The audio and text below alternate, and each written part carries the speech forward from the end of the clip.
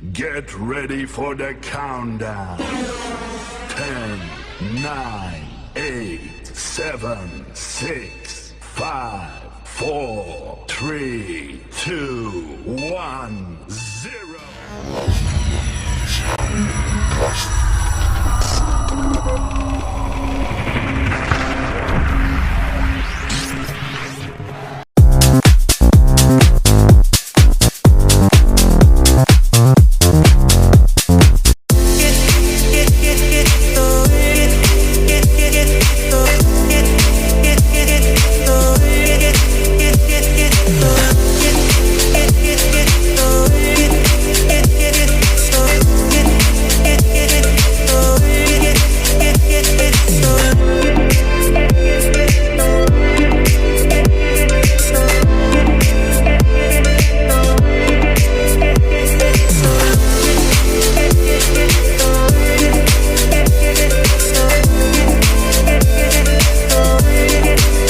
Assalamualaikum warahmatullahi wabarakatuh. Perkenalkan, kami dari kelompok 2 ingin mempresentasikan kasus PT KAI pada mata kuliah Etika Profesi dengan dosen mata kuliah Pak Hendrian Yale yang beranggotakan Arif Rahmansyah, Cynthia, Tito Hermawan, Friska Dihanjar, Aldi Franciscus, dan Laurentia. Etika atau ethics menurut pengertian yang sebenarnya adalah filsafat tentang moral. Jadi, etika merupakan ilmu yang membahas dan mengkaji nilai dan norma moral. Etika adalah suatu perilaku normatif. Etika normatif mengajarkan segala sesuatu yang sebenarnya benar menurut hukum dan moralitas. Etika mengajarkan sesuatu yang salah adalah salah dan sesuatu yang benar adalah benar. Etika dalam pengertian yang lebih luas merupakan keseluruhan norma dan perilaku yang dipergunakan oleh masyarakat untuk mengetahui bagaimana manusia seharusnya menjalankan kehidupannya. Sedangkan etika dalam pengertian yang lebih sempit sering diacu sebagai seperangkat nilai atau prinsip moral yang berfungsi sebagai panduan untuk berbuat, bertindak, serta berperilaku. Istilah profesional mengandung makna kualitas yang sangat tinggi, sedangkan profesi memiliki pengertian pekerjaan yang ditekuni dan menjadi tumpuan hidup. Atau dapat juga berarti bidang pekerjaan yang dilandasi oleh pendidikan keahlian tertentu.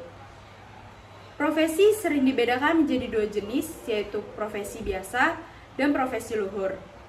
Suatu profesi dibangun di atas landasan moral karena seorang profesional memang dituntut untuk menghasilkan kinerja berstandar kualitas tinggi dan mengutamakan kepentingan publik. Profesionalisme pada etika. Profesional atau disebut seorang profesional merupakan orang yang menjalani suatu profesi dan karenanya mempunyai tanggung jawab yang tinggi untuk berkarya dengan standar kualitas tinggi, dilandasi dengan komitmen dan moral yang tinggi juga.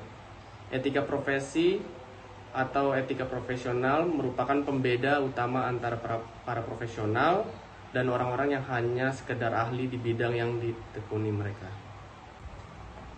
Contoh kasus, PT Kereta Api Indonesia adalah badan usaha milik negara yang menyediakan, mengatur, dan mengurus jasa angkutan kereta api di Indonesia.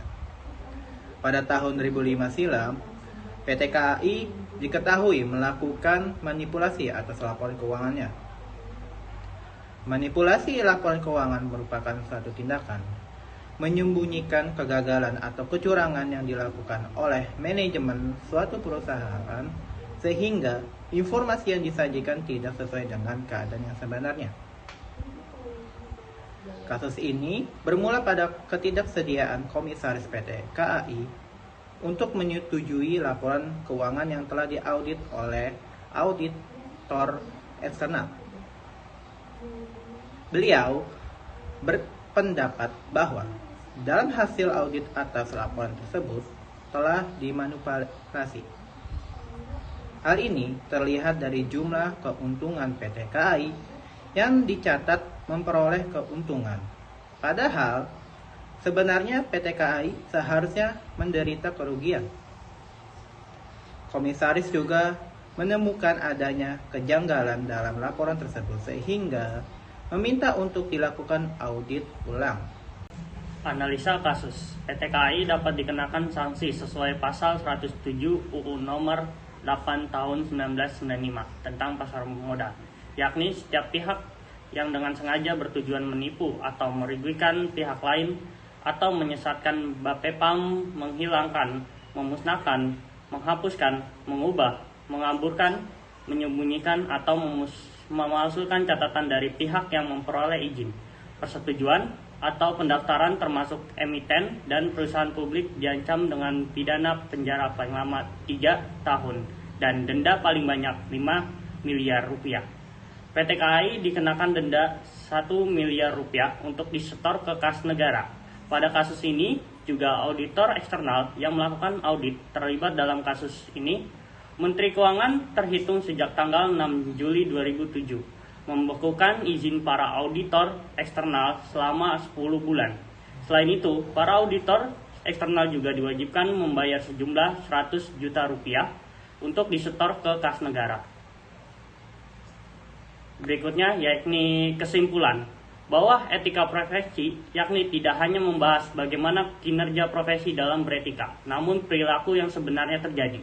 Dan itu benar menurut hukum maupun moralitas, sehingga etika dapat diartikan secara luas maupun sempit yang mengacu pada seluruh aspek penilaian masyarakat dan juga berfungsi sebagai panduan perbuatan, tindakan, maupun berperilaku yang dilakukan oleh seseorang.